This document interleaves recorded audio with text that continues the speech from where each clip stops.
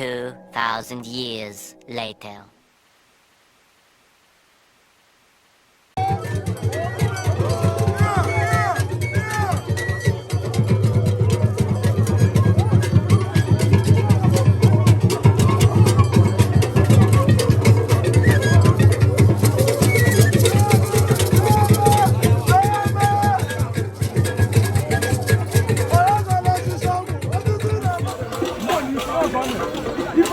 Bụ Ajụ Mmanwu ndị mmụọ n'isi ọ gọọmenti onye ukwu ka a na-eme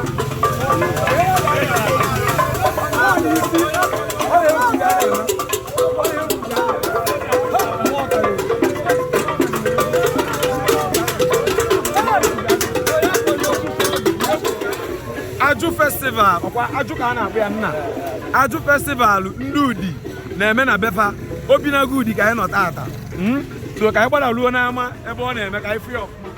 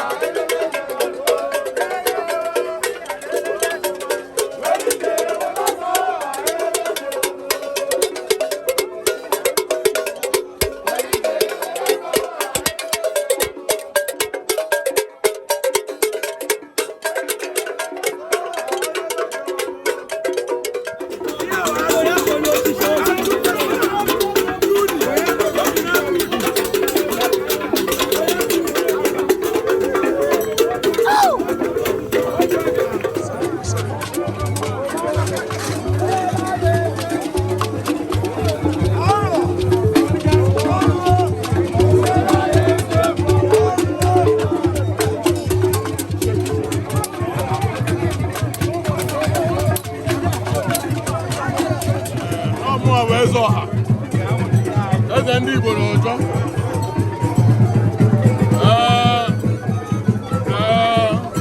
taa anyị na-eri ajụ mmanwụ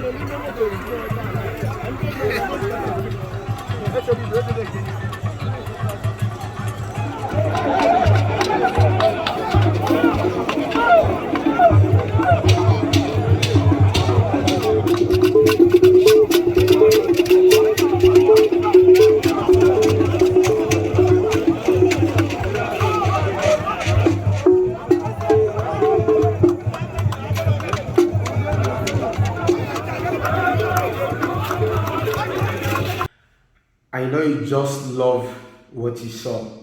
I mean, who don't love these beautiful people of Udi in Enugu State doing their thing, preserving their culture and values and who they are as a people, right? So please, if you want to see more contents like this on the Abalanze Show, please head down to the comment section and tell us what you need to see more and what you love about what we are doing. Please like, share, and subscribe.